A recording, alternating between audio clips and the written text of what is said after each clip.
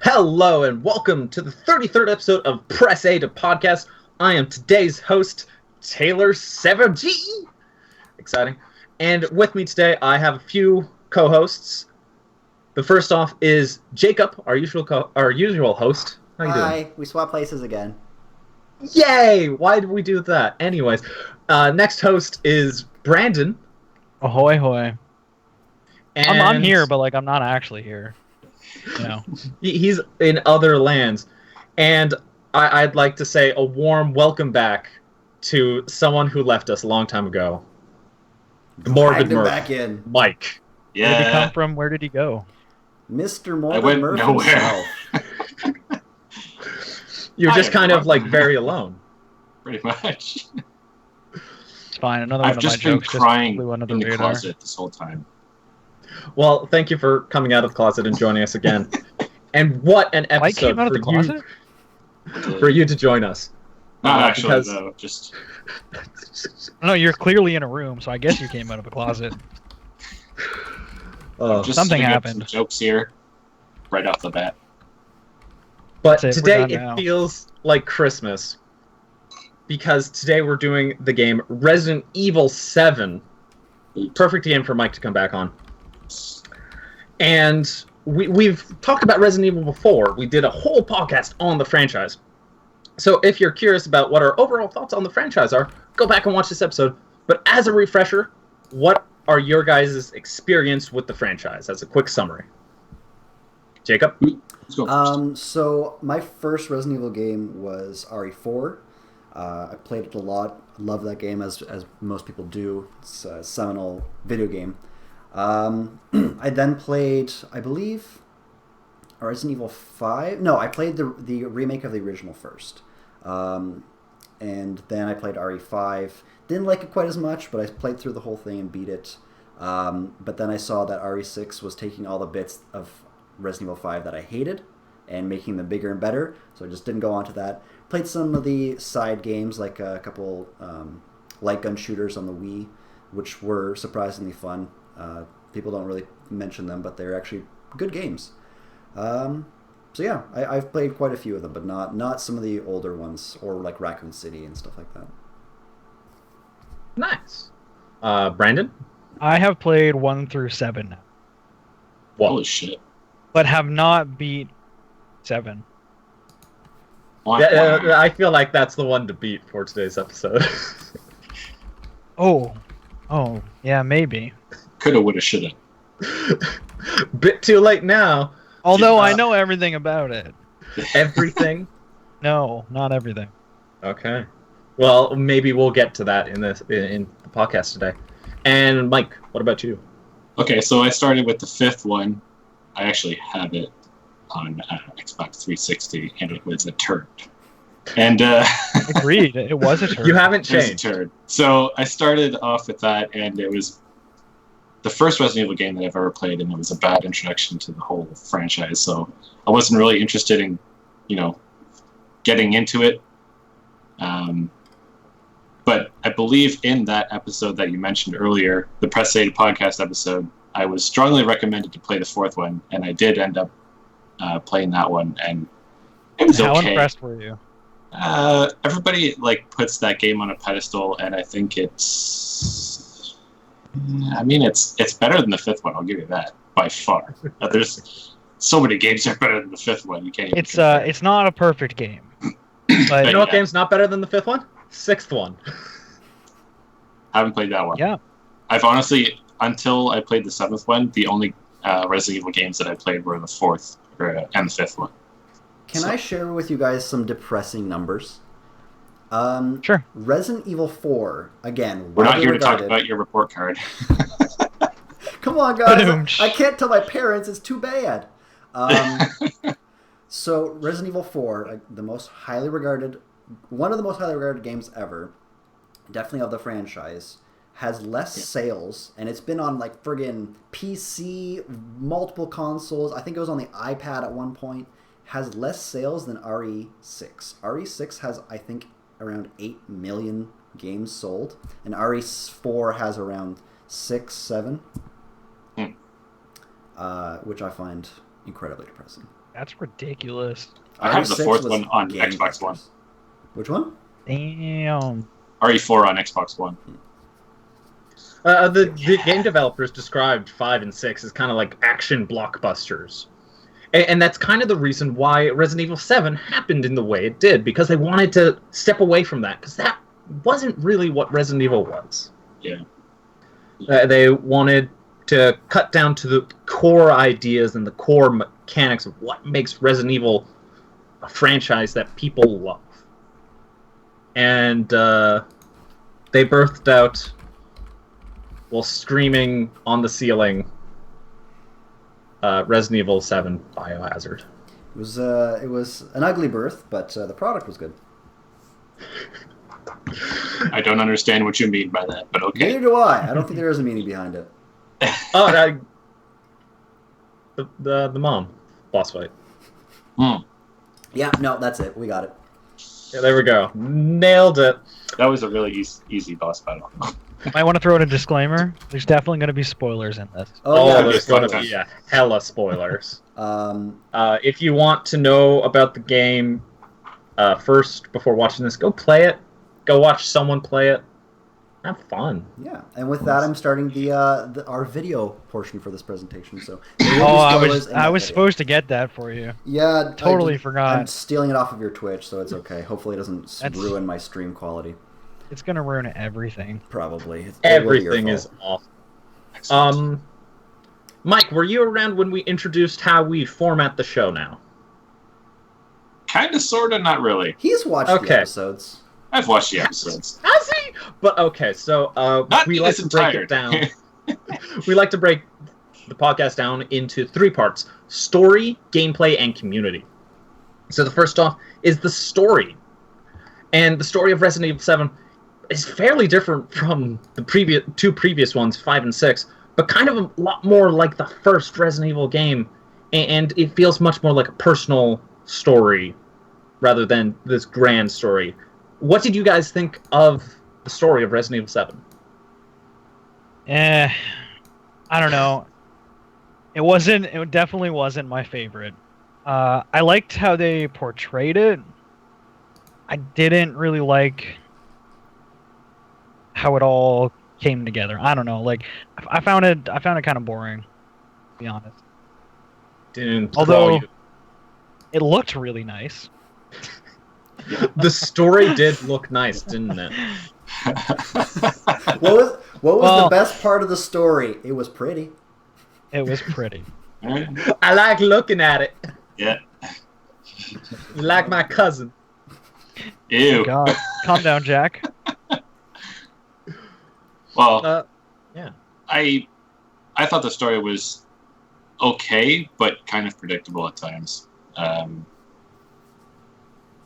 mean, I didn't see the whole decision that you needed to make at that one point, but I kind of knew early on that the grandmother had a big part in the story, and then once I got to the end, it was just like, okay, I'm starting to read these documents or whatever, and then it's pretty much like confirmed that's Evie Yes. or whatever Yep. her name is. Yeah. So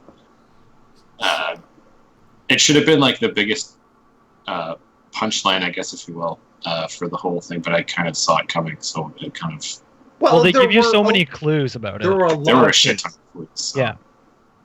I mean, So I don't think it was supposed to be this huge reveal, because I don't think there was ever that moment where it was revealed. Well, it was just 'cause how the- long it took people to figure it out. Yeah, because the Yeah, moment, like, I don't- the moment where Go ahead. you're kind of get it is you get the dossier that says like, oh, she rapidly ages, and that it doesn't spell it out for you, but like, well, you keep seeing this older woman throughout the game, and then once you get back in the house, you see, I believe it's her rocking chair and a picture next to it, and if you flip over the picture, it says E001.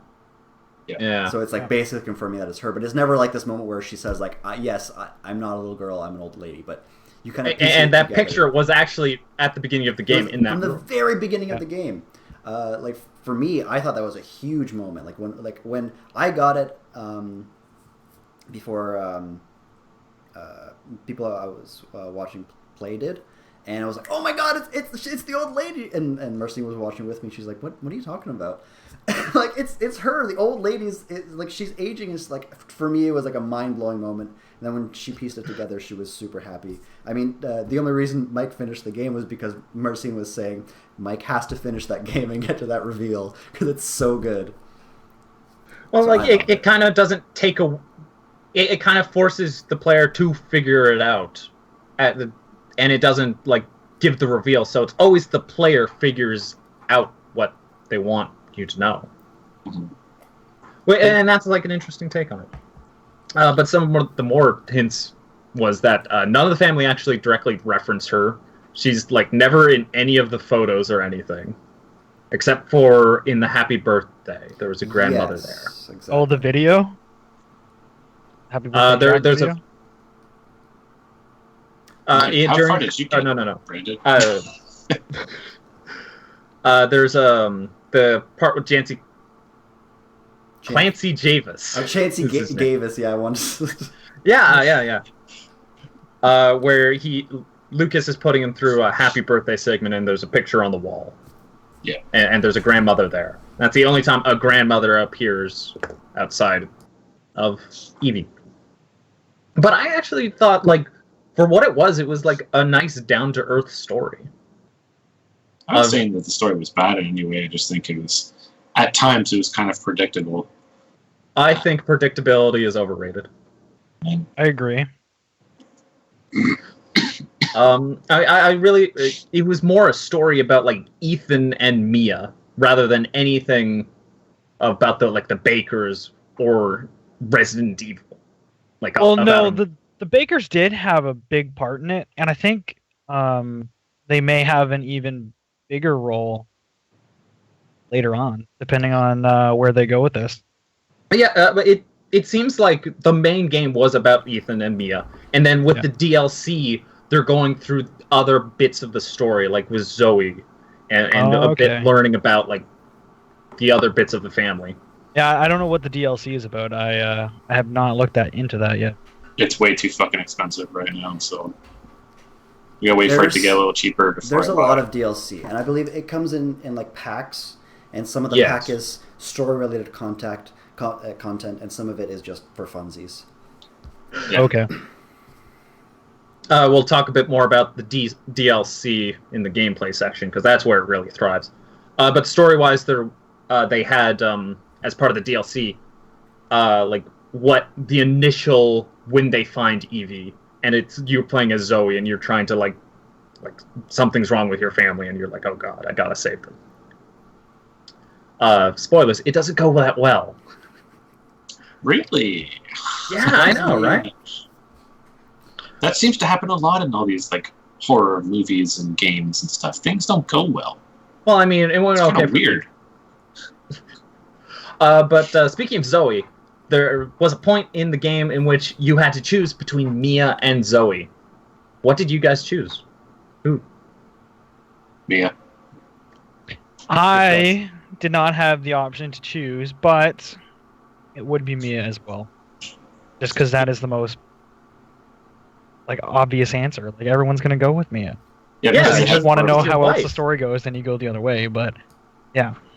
Yeah, I'll reveal to you, Mia is the best solution. If you choose Zoe, I have bad seen things both happen. endings. I have not. Zoe ends up dying, and then you kill Mia. Is essentially it. Fantastic. I know, right? But if you choose Mia, Mia ends up living. Zoe probably still ends up dead. So, don't be Zoe. Ever. Don't be Zoe. Good to know. The DLC also kind of expanded on Clancy Javis's story. Do you guys like Clancy Javis? I kind of love Clancy Javis. I like him. Clancy's my man.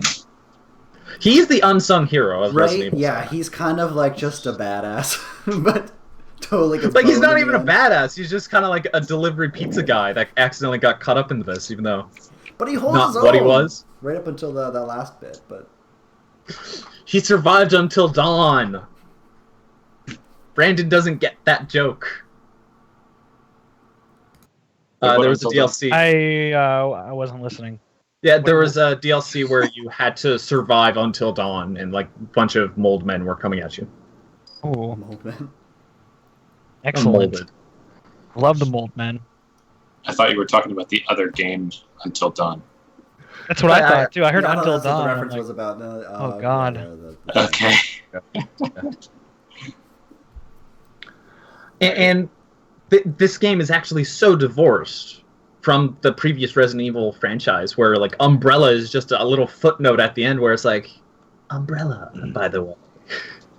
Yeah. I want to mention. We're here. I want to talk about Yeah. that scene in particular, but I'll let you get to that on your own. Well, I There's was going to actually ask, do you think this is kind of like a soft reboot for the franchise? In my opinion, I do. And the only reason I have that opinion is because of the well, we get to see Redfield at the end. So that was exciting. And I rolled my eyes at that and a part. new type of Umbrella Corp logo. Like maybe it's okay. Well, it's obviously Umbrella Corp, but maybe it's like another division of Umbrella Corp. Well, I think at With the a end of different 6, Umbrella actually closed down. It was at the end of. That is true. It was at the beginning of 5, actually, before the events of Whatever. 5. Umbrella was taken apart. I mean, that's the one I played, so you'd think I'd know that, but News to me. And I haven't so heard it. It's news to me. it's really like, That's right. what's Chris Redfield doing? Is that Chris Redfield? Because apparently there's clones and stuff. What's going on? We're going to get answers to that in a future DLC that I think is free to people who bought the game before it. Nice. But until then, speculation. People are assuming All that it speculation. might be Huck. It's either a clone or Huck. In the credits, he was credited as Chris Redfield, and he did say his name was Chris. But the fact that he's flying in an Umbrella helicopter is somewhat suspicious because this game Little does strange. take place after the events of 6. Mhm. But It's also not the standard Umbrella Corp logo, though. that's the thing. It's blue instead of red.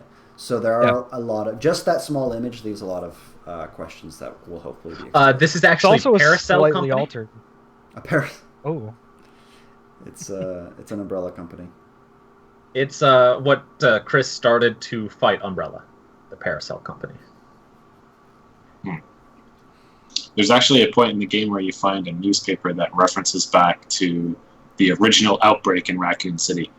Yeah, that was a nice little touch, being like, by the way, this is Resident Evil.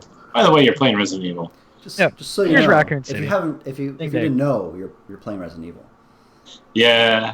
And It- this- it- Sorry, Taylor. I was just going to say this might be a nice little segue into the gameplay portion, but Not even Um, slightly. I was just going to talk about that boss battle, the really stupid Jack boss battle, not the chainsaw battle, but the one after. I the was like, holy mutated fuck, we are Jack playing battle? Resident Evil. Yeah. Um, yeah, that was a it scary seemed looking like a story, like it was a story in the Resident Evil universe, not about Resident Evil, which was an interesting take. I mean, and I'd like to see more stories like that. Mm-hmm. I thought this was way more interesting than just like, especially 6 and 5 were just so bombastic and over the top. Kind of, Taylor, what you were saying about like the soft reset, how like, this is definitely in the canon of the universe, but it's so far removed from everything, but just gets to play with those cool bits of it. And the scope of it is so much smaller that I loved it. And the fact that they can kind of get away from parts of the lore and from characters that have become kind of larger than life and too crazy, and they can get back to Resident Evil, like basically a haunted house, which is what I think the series has always done best, which is that kind of close-in, stuck somewhere horror. Oh yeah, definitely. The big buff, like Chris Redfield, was one of the problems because he was like so like action hero. He needed to be in an action game, and so that's why we got Ethan, this just new Randy guy, because that's what you kind of have to do for this. You just have to be someone who doesn't know what's up, stumbling into this. and that's really interesting. I actually really liked that Chris Redfield, like, as the series got more and more explosive and more action packed, like, he got bigger and bigger and bigger. And then in this one, like you said, we got Ethan, who's kind of like this scrawny guy, kind of an everyman. And at the end, just to top it all off, we got Chris Redfield again, and he's skinny. He's a tiny dude. So it just kind of like, it was like, if you didn't get it right now, the Resident Evil, we're going back to a different type of game, which I really liked. And kind of saying, going back to a different game, Ethan, in his ending monologue, he says, "When one door closes, another opens, and tonight, a door closed tonight. Maybe this is where the next door opens." So that kind of leads to the possibility that Ethan's story is going to continue in some way. What do you think? Can I make an assumption here? Okay. Did we ever get the last name of Ethan? I don't remember. Ethan Winters. It is Winters. Yeah. It starts with a W. You know who else starts with a W? Wesker. Well, no, like there was a scientist that in one of the previous games that used to work for Umbrella Corp, and you find, I can't remember which game it is, but you find a note with a bunch of deceased scientists and stuff like that, and one of them was Ethan W. I don't know. You never know. Maybe, I don't know. Could we get into some like theory crafting? That's what I was trying to get into. I assume because Mia is part of this organization. Granted, in the video that she sends to Ethan, she's talking about a babysitting job. But I am going to assume that both Mia and Ethan were part of whatever this company was that was conducting these experiments with Evie. Why do you think that? Just because he doesn't seem... Like, maybe he doesn't know the extent of the experiments, but I think he knew the company that Mia was working for at the very least. Just because, like, he kind of goes in there and, like, shit gets super crazy and he just goes through it. And he seems to be able to hold his own in a fight with a knife, with guns. He seems to have a knowledge of crafting, of putting different things together. So he seems like he's not quite an ordinary human being. Like he does seem to have some sort of special knowledge. I'm not sure I agree with that.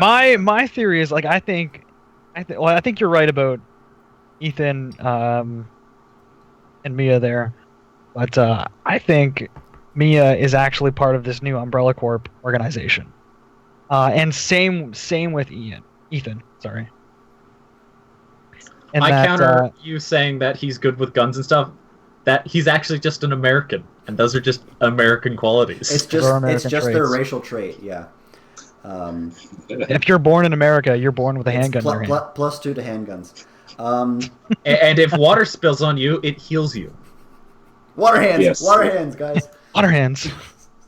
Anyways, what I was also thinking was that Ethan knew Redfield, because at the end they give you that line saying, "Oh, what took you so long?" Like almost as if he knew he was coming. Well, he did know that someone was coming because he intercepted those transmissions of people. That is true. It was just him being smarmy. Yeah, I don't think he knows. I don't think he knows Redfield. But they I don't know. That the same transmissions that you mentioned there, they actually did say that, oh, well, you know who that is or whatever, and they kind of hinted at somebody. Should I know something? But I think that was more towards fans, but maybe. Like I really don't know. It's hard to say. But like in the beginning, Ethan gets the call. I think, was it a call or an email? From Mia? For what? No, it wasn't. It wasn't from Mia. He gets a call from someone? Oh, right at the beginning, he's calling somebody. Right at the begining. Yeah. Yeah, he's traveling to where Mia is, and he's calling, and he's talking to someone. I don't think we ever find out who that is. Yeah. See, that person is. I think that's Redfield.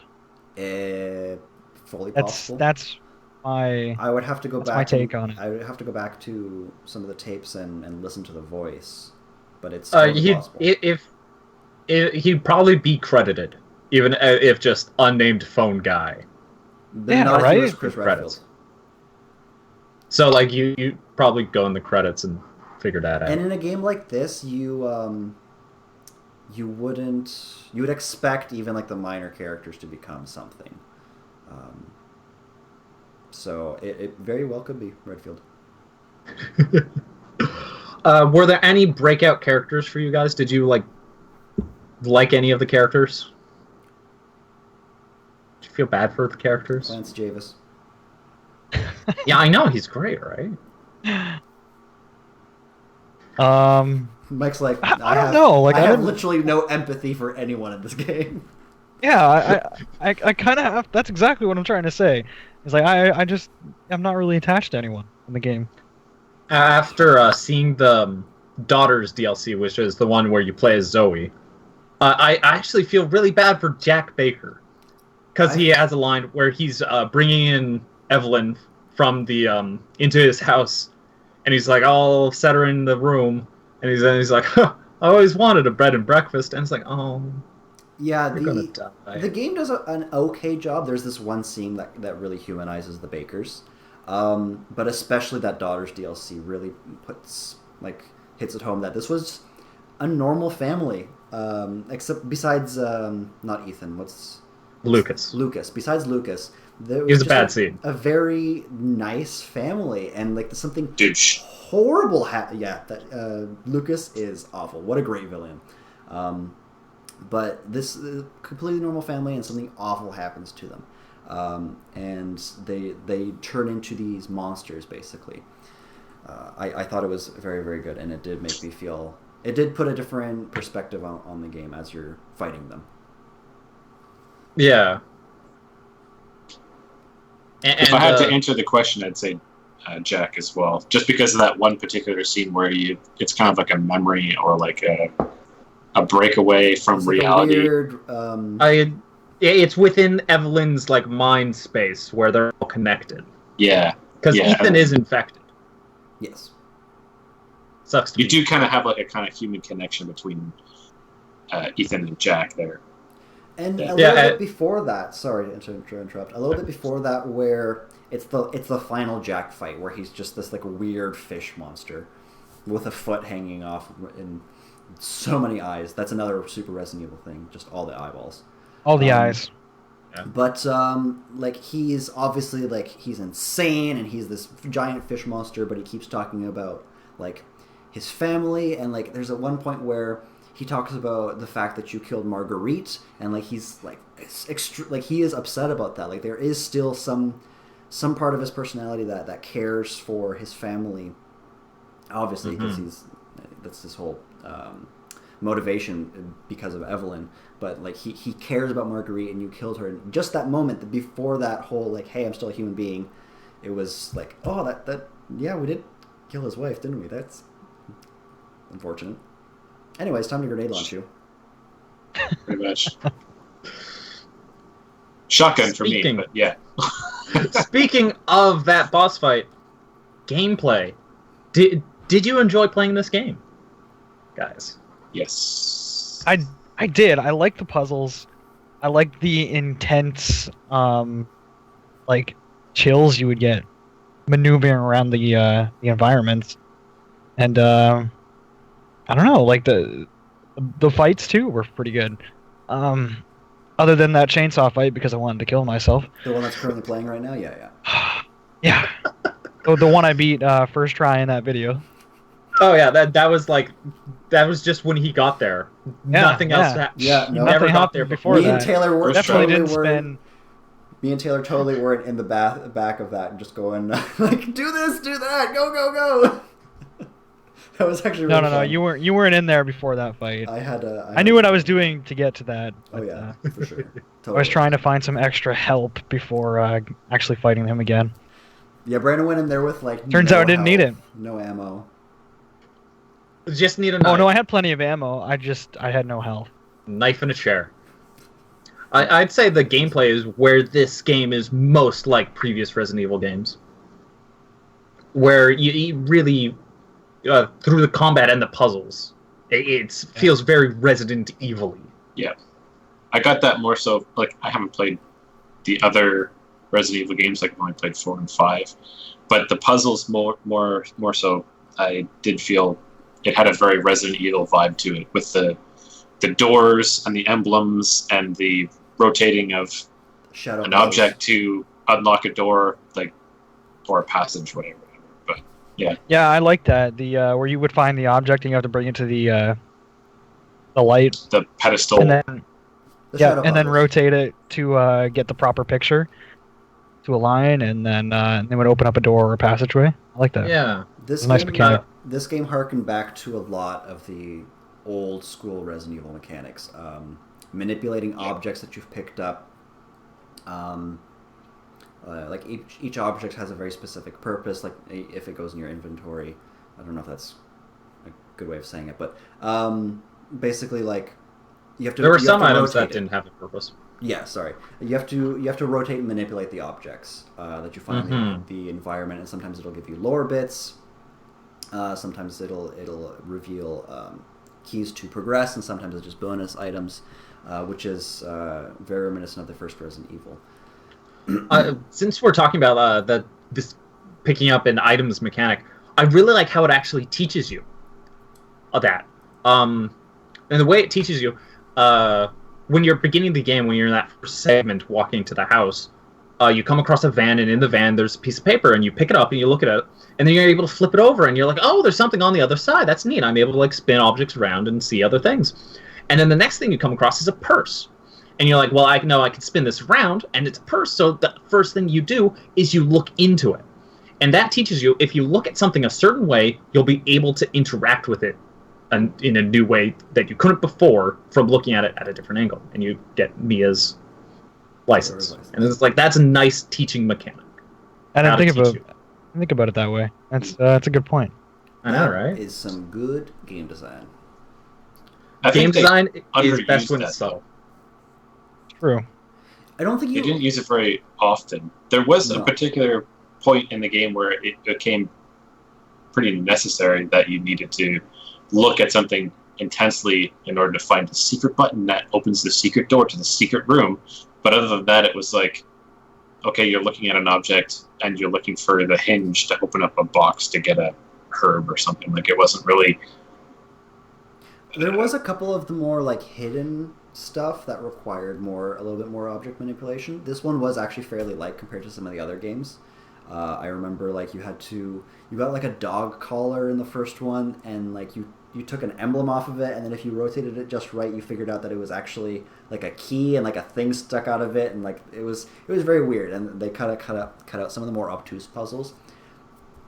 Puzzle difficulty wise, this one was much simpler compared to the other Resident Evil games, because those ones could get extremely obtuse. Well, like there Yeah. were some hidden puzzles. You talked about like how the shadow one, and you had to manipulate an object to create a certain shadow, and you come across a few of them in the game, and they're always specific statues, right? I know exactly which one you're about to talk about. There are actually 2 shadow puzzles in which involves items that weren't specifically statues for that, and one was kind of hidden away. One is from the DLC, and like that's a nice like. That I like that use of the shadow mechanic, using an object you wouldn't think of to use, and I wish that was kind of more apparent, because like it's kind of hidden. You have to figure it out. I feel like they wanted this game to be a little bit more accessible. I mean, it's a first person shooter that's very mainstream. I wouldn't call it a first-person shooter. I call it a first-person survival. Yes, that is what it is, but it is like you are in first person and you shoot a gun. That type of gameplay is very, very familiar to a broad group of people, thanks to Call of Duty and games like that. I get very anal with genres. Sorry? I get very anal with genres. Yes. No, you are right. This is a survival horror game. But it To a is... point. To a point. It does Yeah, have after a broad it becomes a demographic bit that I action can game. go into. And the fact that the mainline puzzles in the game are very easy, I think, was a very deliberate choice. And the fact that they introduced more difficult puzzles as a side quests basically, I think was probably smart on their part. I know fans of the series or hardcore gamers might have wanted a more difficult play experience, but I think this really broadened the appeal to a lot of people who might want to get into Resident Evil now because of this game. It definitely reached a wide group of people as well. Mm-hmm. Like people who are into those horror games, like strictly horror games, they would definitely jump into this. People who like puzzle games, and people who like those FPS. So I think that's exactly what they were trying. One topic we've been kind of dancing around that we'll get to now is, what do you guys think of the boss fights in this game? For the most part, I liked them. I did. I like that they were fairly asymmetrical. Asymmetrical.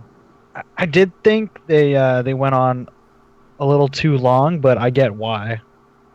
Resident Evil. I mean, Things don't die in Resident Evil. no, they don't. Yeah, how do you kill which does not live? That which is not alive. You don't. I did enjoy them. I like you said, Taylor. Like, no boss fight is exactly the same as the other one. I think maybe like the second Jack fight and the final fight with Evie are probably the most like typical, where it's just shoot the thing. I'd say the third Jack battle. Yeah, I'd say the third Jack fight like is more that So the one garage, and then in the chainsaw room. I like the third Jack fight just because, like, he was a human the entire time, and now he's just this huge fish thing. And the fact that, like, you have to use, like, 2 different levels to try and fight him, and like, you actually have to look for specific parts on his body to shoot. Whereas... Yeah. I was just about to say that I like the 2 different levels that you had to go up and down to get certain shots in. It isn't a mind-blowing mechanic, but it was just different enough where it was like, oh yeah, okay, let's get under him and try and shoot out those couple eyeballs. Whereas the second Jack fight and the final boss is literally just pump ammunition into them, and that's it. And then... Yeah, I'd have to say that one Jack battle, I guess the final Jack battle, where he's like the giant goopy pile of shit, that whole thing just kind of soured the experience for me, like right off the bat. Just because, like, until that point, you were battling a human mutant sort of thing that was regenerative, where, you know, standard munitions and knives and all that stuff that doesn't do anything to you, right? It's weird to say, but before that, the fights were more grounded. Yeah, and then all of a sudden, it's just like this giant thing, and then I was like, right, this is Resident Evil, where we have to go back to this fucking giant black thing. Throw with all eyes of his on weak it. points. Make it bigger. Come on. So you're saying, like, this is kind of where it jumped the shark for you? Yes. If I had to pick, like, my least favorite part of the game, it would have been that specific boss battle and the final boss battle, where it's just like a giant Tree.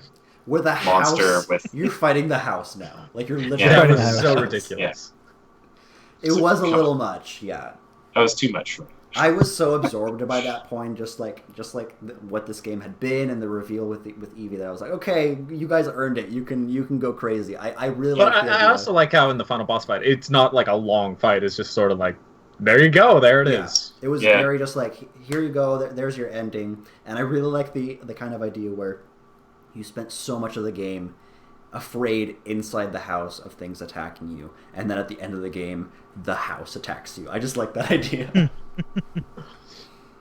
The boss fight I really like is actually the first one with Jack in the garage, because it really like teaches you like that like just shooting isn't going to win you this game, Yeah, guns are not gonna work all the time. and like the game has like subtle ways and some not so subtle ways of being like, hey, you should use the car, like Jack getting in the car and just And killing you if it takes murdering too long. Yeah.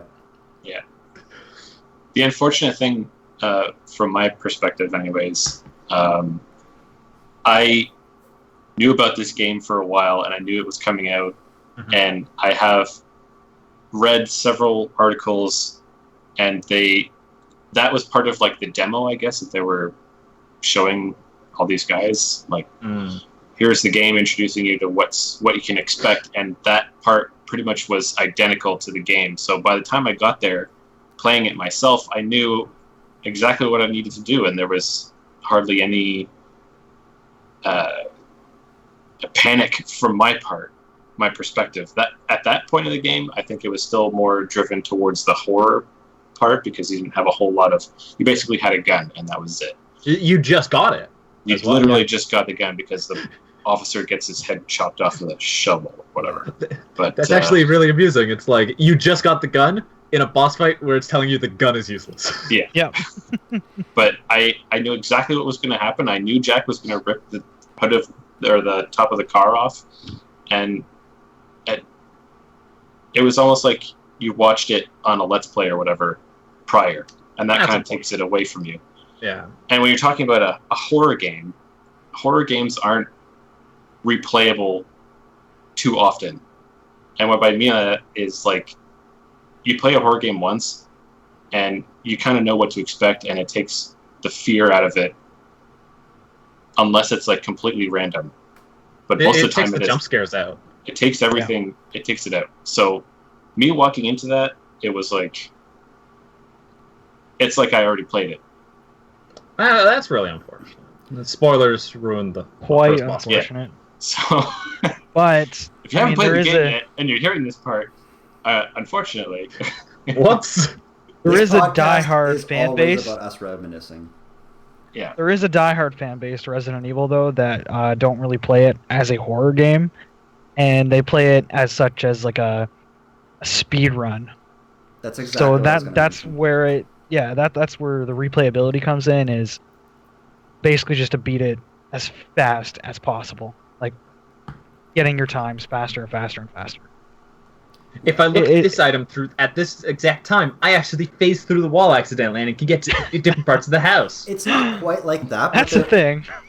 especially in the first Resident Evil and some of the older ones, like there is parts where you can sequence break it, which is basically you can, with prior knowledge, go to a part where you shouldn't have and skip sections of the game or get through it faster.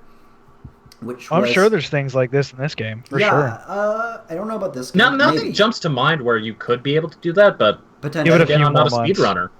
Give it a Um, few more months. somebody will find something.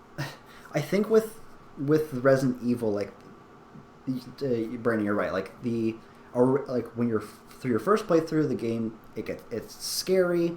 You slowly get more and more power as you go through the game until eventually, by the end, hopefully very close to the end, you feel like you've mastered it. You're coming at enemies and you have a plan now, whereas before you were just like kind of scrambling to figure out what to do, and it's supposed to feel empowering.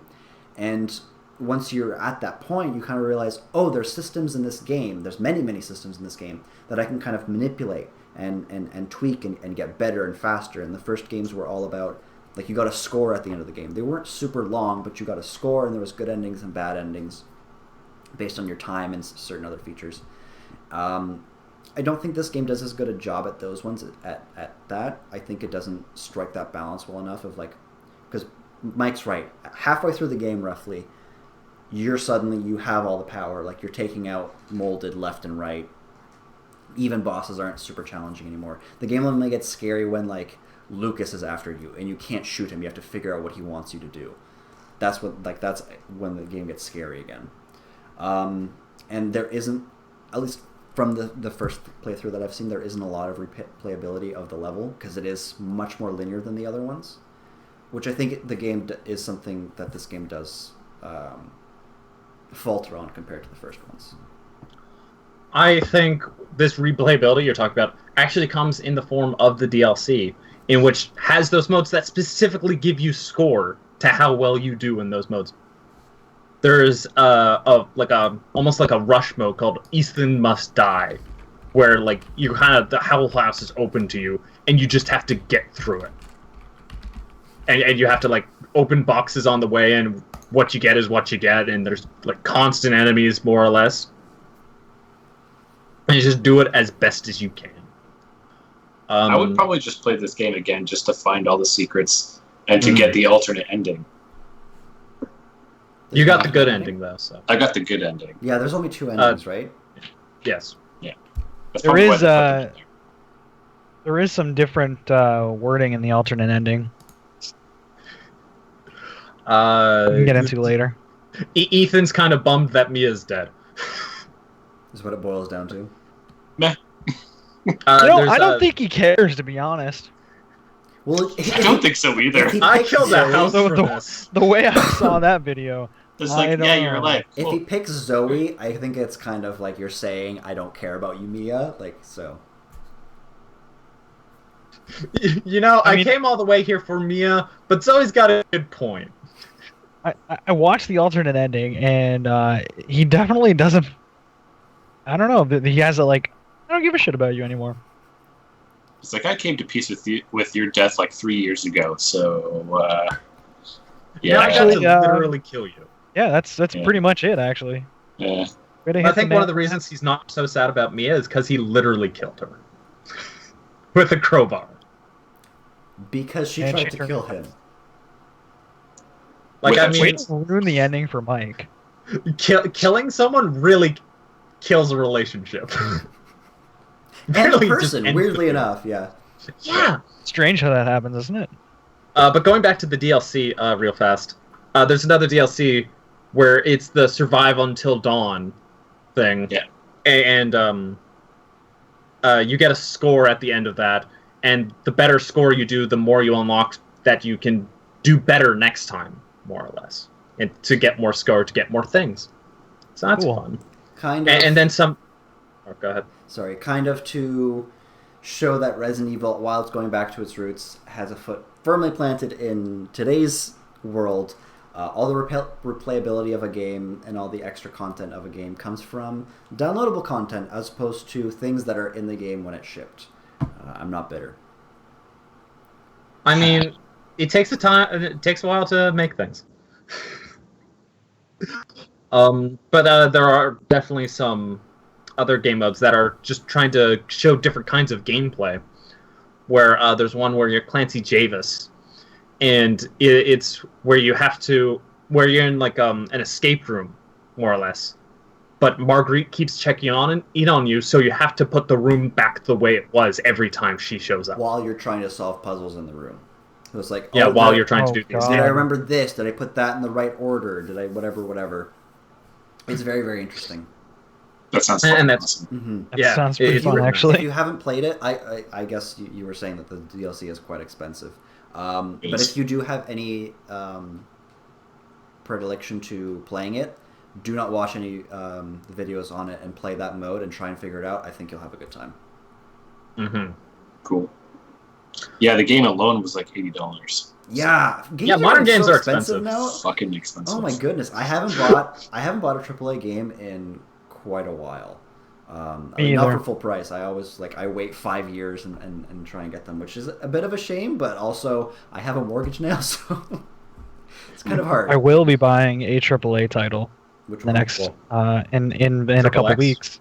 No, in a couple Is weeks. it Triple X?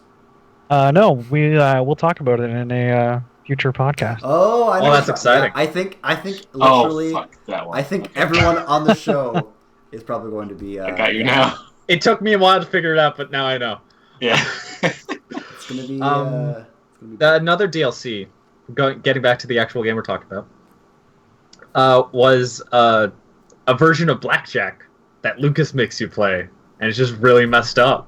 It's basically like Resident Evil tries to do Saw and does it fairly well.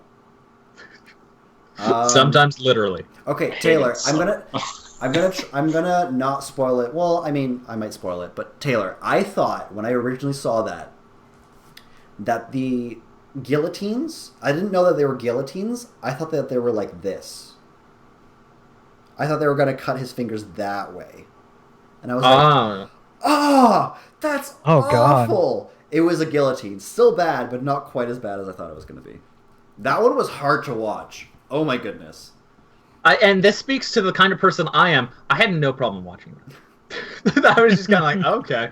That's unfortunate. Although that part did make me think of one thing that we haven't talked about yet, which is potentially one of the most innovative things that this game does, which is its VR.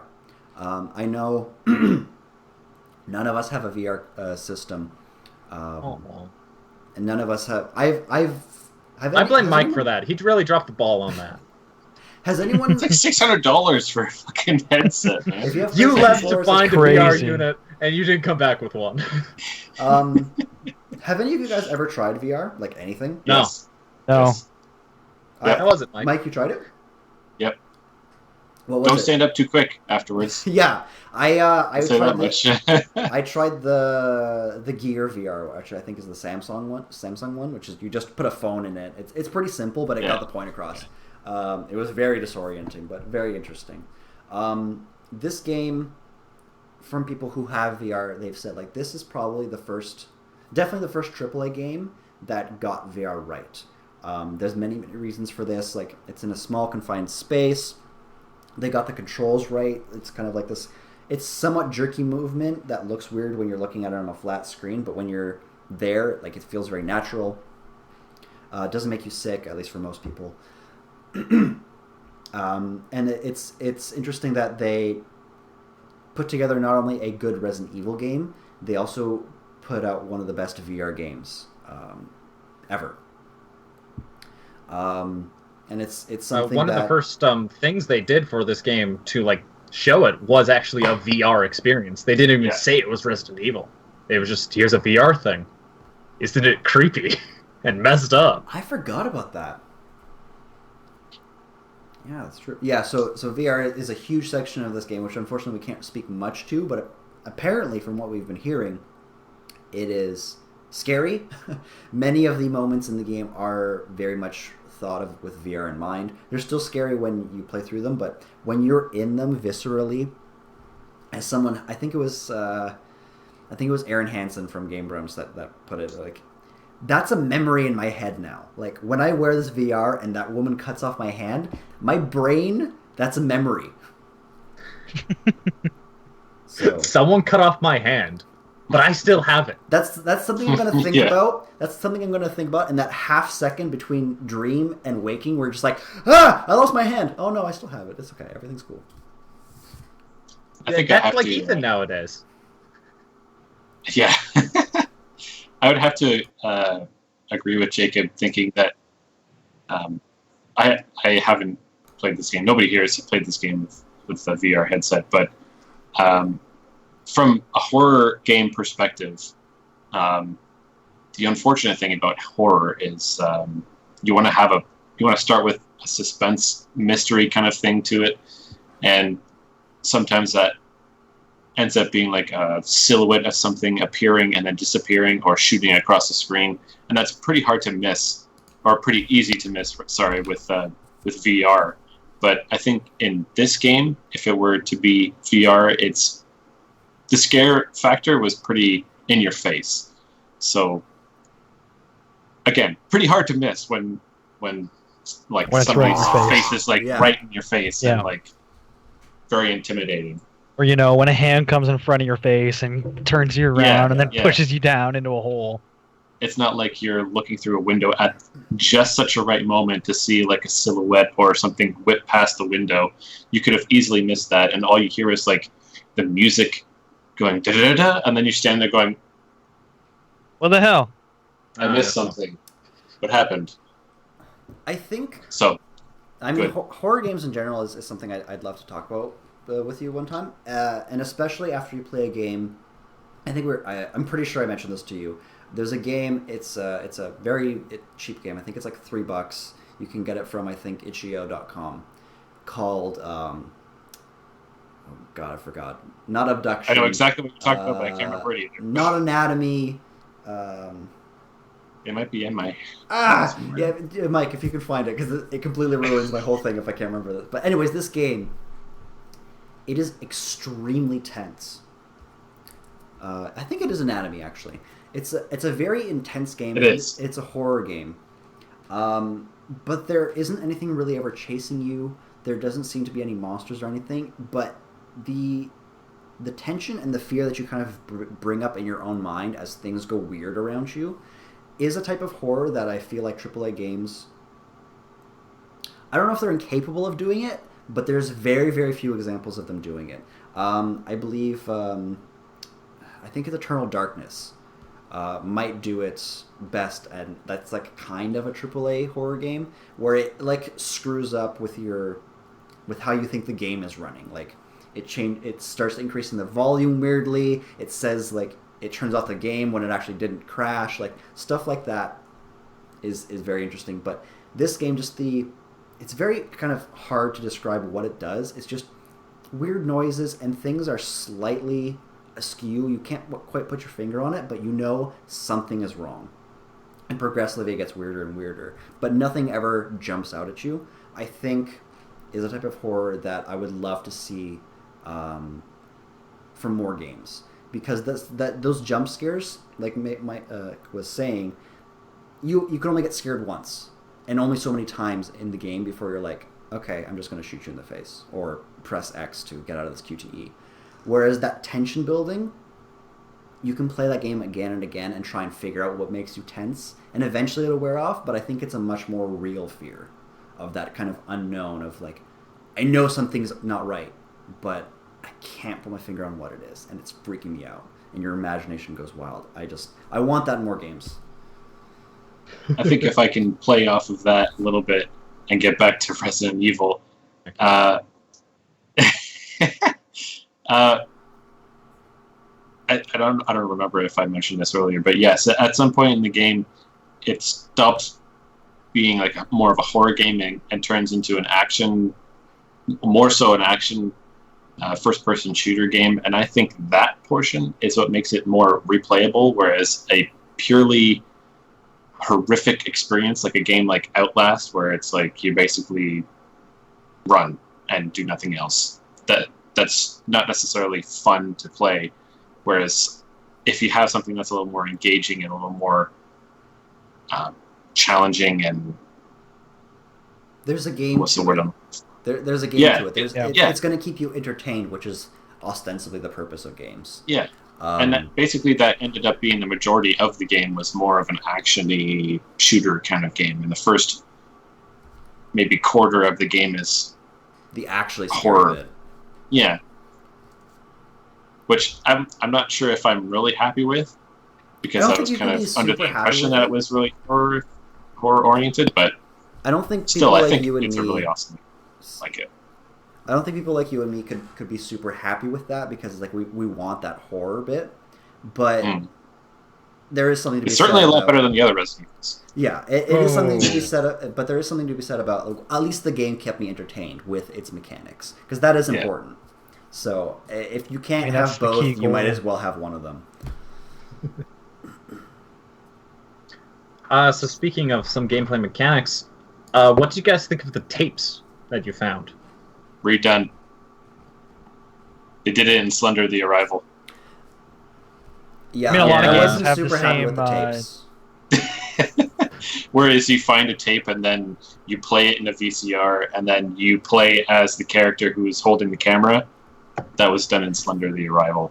I like it, and it's certainly interesting, but it's been done before. Not only that, but they didn't stick with the theme. Like sometimes, when you put in the tape, it's just like, why is this like? Does this character have a camera strapped to their face? Like with Clancy Jarvis, it's like, okay, I get it. He's a cameraman. That one was good. Yes. And then when the one with Lucas, like Lucas strapped a camera to him because he wants to relive this and show other people to scare them. That one I got. The one with like May and a couple other characters, it's like, are they doing all this while holding it up? Like, I don't get it. And then with May? Mia. Yeah, there's one, or not May, sorry, Mia, right? Yeah, sorry, with Mia. The one with Mia is she's very deliberately holding a camera. Yeah, but like it's like she gets it, but then it's only to like, hey, there is a camera. That's why this videotape is here. But then it's kind of forgotten in favor of like you trying to hide and doing like the gameplay. Whereas the two with Clancy, like I actually thought that they fit. And then the one in the DLC, which is supposed to be a videotape, the daughter's one. Like, why does she have? I don't think those are like actual tapes. I think those are more just playing on the you're idea. right. But besides those two Clancy ones, I really didn't. It kind of got me out of the world. I think the first one with Mia makes sense. Yeah. The last one, she just had a GoPro because she's like that. I think it would have been a nice take if they didn't actually make you play the character, where instead you were just finding these tapes and then finding a machine to play them in, and it gave you a glimpse on what was going on, rather than like a full rather than level, if playing you will, a to play. yeah, Which like, you could like actually create some kind of replay. cinematic or something. Yeah. I think it's because they didn't want to directly take you out of control. Yeah, because like, 'Cause there's no Very like, few times that happens. There's like what 3, 4. There's a handful of like cinematics in the game. There's a handful of moments where you're not actually playing the game. I actually quite like that you get to play different characters through the lens of a camera, basically through this lens of playing a videotape. I quite liked that. It was a little bit immersion breaking at times, but overall, I think I was pretty happy with it, except for those weird certain cases where it's just like, why does she have a camera? Like, this, just drop it. Run, girl, run. It's 2017. Why are they using VHS? Right? Oh my God. That too, yeah. Oh, You know how big those cameras are I to record a VHS directly to VHS? Those are huge fucking cameras, man. Yeah, they're pretty big. They made a GoPro version. We used to have one. yeah, but apparently they made a GoPro version. Yeah. God, That you could strap to your head. That being said, I do tapes. That'd be They're pretty heavy. so, like, I don't want to say visceral, but they're just like this meaty piece of tech. I say tech, it's plastic and some film. And like the VCR makes like this big noise, and like there's some like the screen tears, and like I think it's purpose built for horror games. Yeah, I know. It's better than finding like a mini SD and watching it on your Yeah, phone. exactly. Like, oh shit, I lost it. I don't know. I have to go back to the to the You like molded. play a That's VR scary. version with your in character on your phone. I would watch VR this walker DVD, but there's a giant scratch mark on it, and the no. DVD player can't read it. So, Although okay, having I said guess that, it's You good. can't Having read said through that, mold. there was Yeah. no point. There was no point where Ethan had to sit in front of the VCR rewinding it before he could watch the damn videotape. Yeah, true. Be kind. It's a rewind. self- I was gonna Rewinding say, video. It's So been done I- before. That's my point. It's been done before. It's been done. Alrighty, Man, you shot a gun before. Jacob's it doesn't out. matter. Jacob's out. We gotta wrap this up. Well, I think that brings us wonderfully to the community section, where we talk about the community, and mostly I just bullshit of whatever I think the community is. Would you recommend this game to people? I did. I would. Mike is playing. Mike has beaten this game because of me. He is right.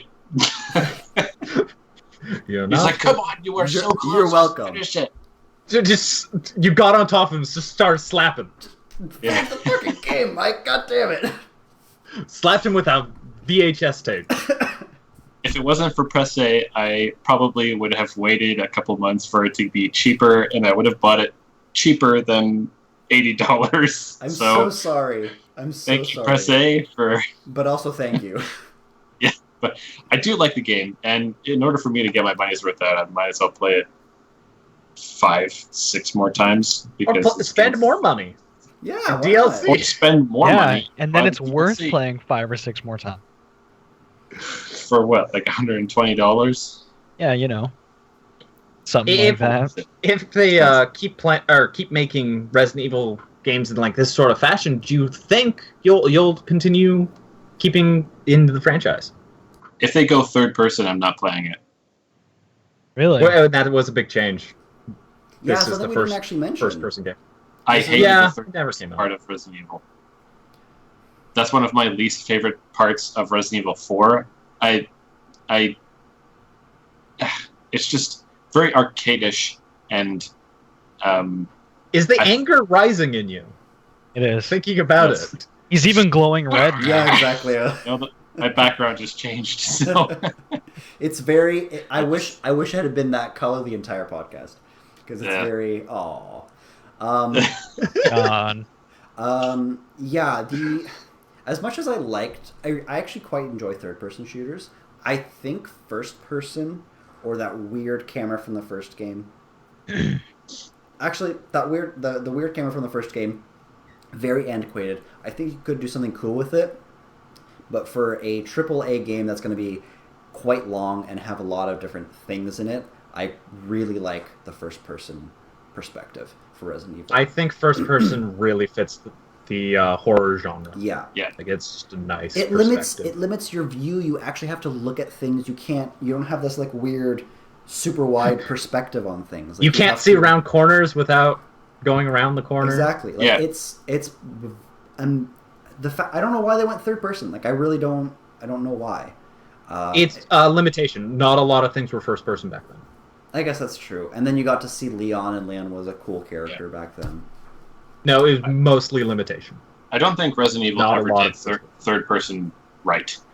I mean, you've got Grand Theft Auto and Dead Space are two perfectly good examples of a good third person video game, whereas Resident Evil, it was like you walk straight and you have to turn and then walk, and in order to turn around fast enough you have to press a certain thing and then you spin 180 degrees. And in the earlier games you had that fixed camera, which was awkward because you walk into one room and then your controls get all fucked up, and then you have to reorient yourself again to the room or whatever you're walking into. And with first person, you don't have that problem, and the rage is building inside me again. Because I turned my screen back on. But there also, if it wasn't third person, or if it was, you can have virtual reality in first person and not in third person. So, Yeah, what would VR third person look like? You can Terrible. do it. There are games that do third person VR. It mostly lets you like look around the map while your Yeah, okay. character's doing other things, but it's wouldn't not. be as good. It wouldn't be. The The one screw thing the I wanted community to- session. I want to talk about controls for one moment. Can I Okay. just Where mention one thing? Resident Evil. Okay, fine. Sorry, I'm really sorry. Go, no, go. I think we mentioned this in our previous Resident Evil podcast. The reason why the controls are so bad in all the old Resident Evil games, except for like 5 and 6. No, they're is still bad in because- 5 and 6. Yeah, no, they are still bad, but the reason they were bad before They're better. is because they wanted you to feel awkward and clumsy trying to get away Yeah, from yeah. these zombies. That's what I was going to say. If you want a player to play a certain way, you have to make them, like, you have to force. And so if you make combat annoying, people will not want to do combat. And that's kind of almost what they want. You want them to not fight the monsters, just run away from the monsters. Make it annoying to fight the monsters.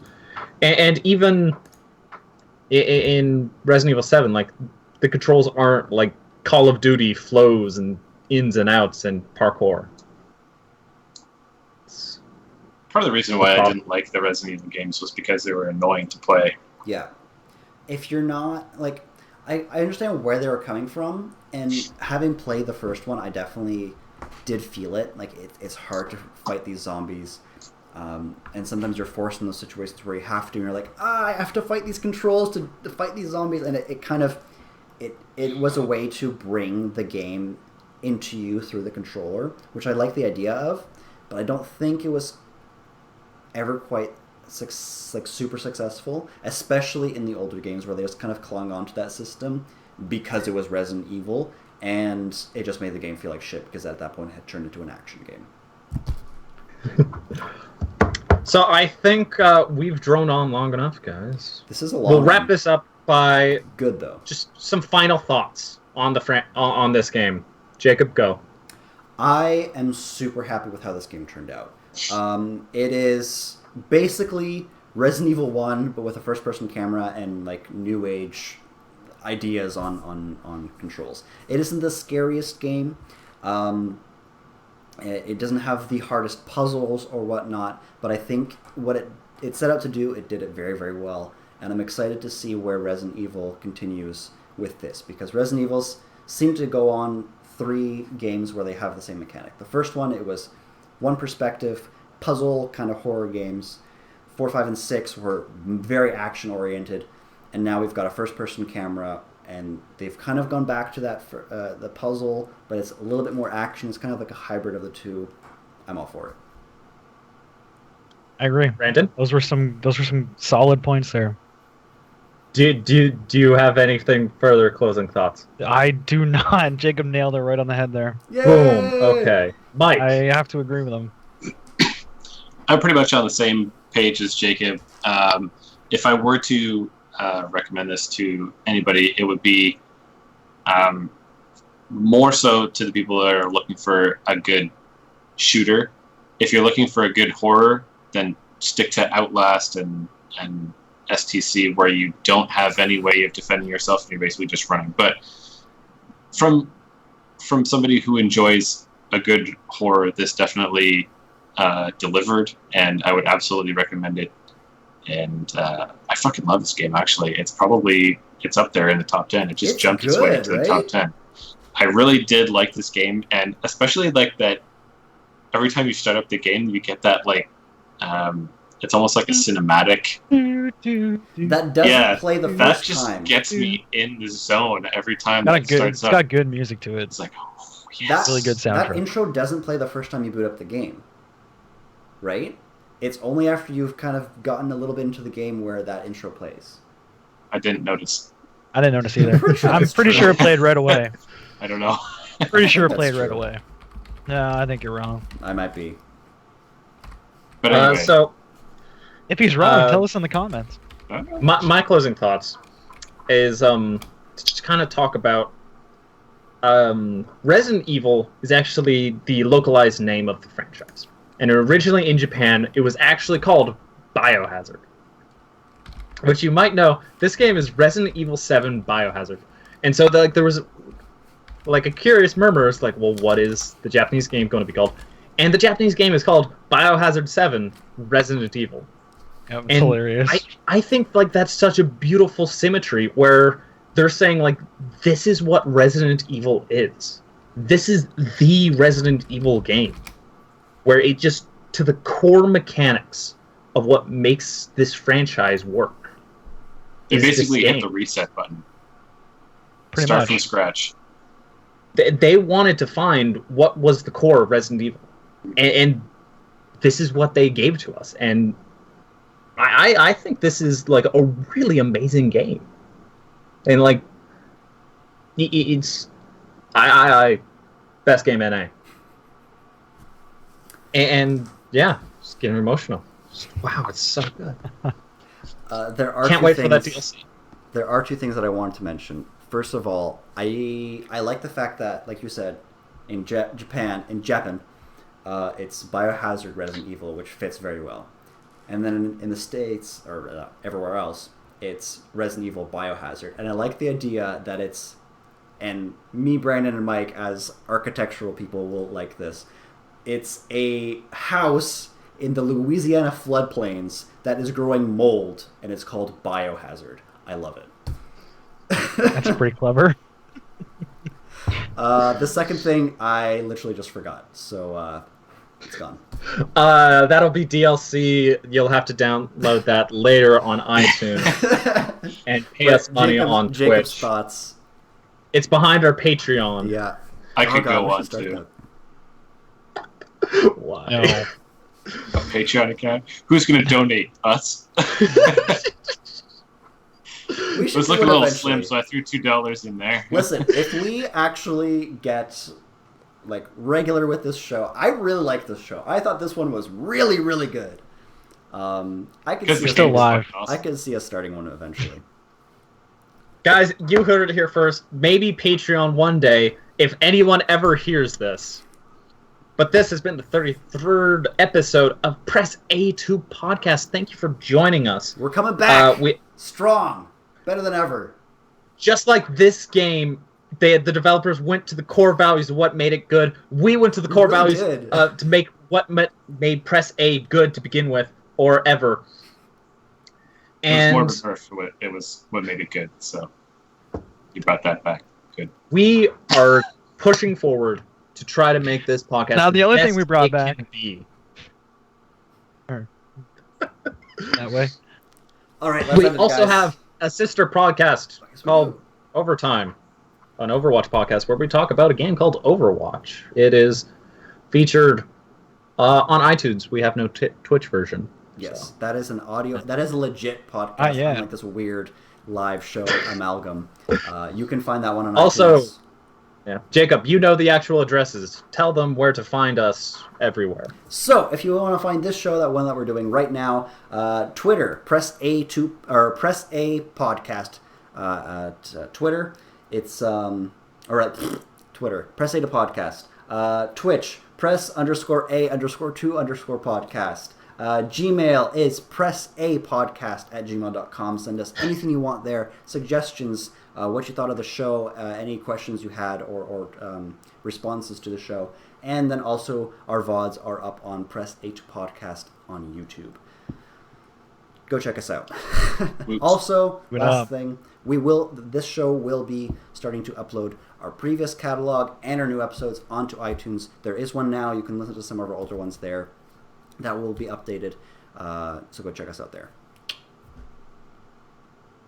Fall in. Send nudes. Alrighty, Taylor died. I guess Don't do that. We're Nailed it. Thank you. We're gonna sign off, guys. So as always, have fun. Don't and- send nudes. Have fun and good luck. Okay.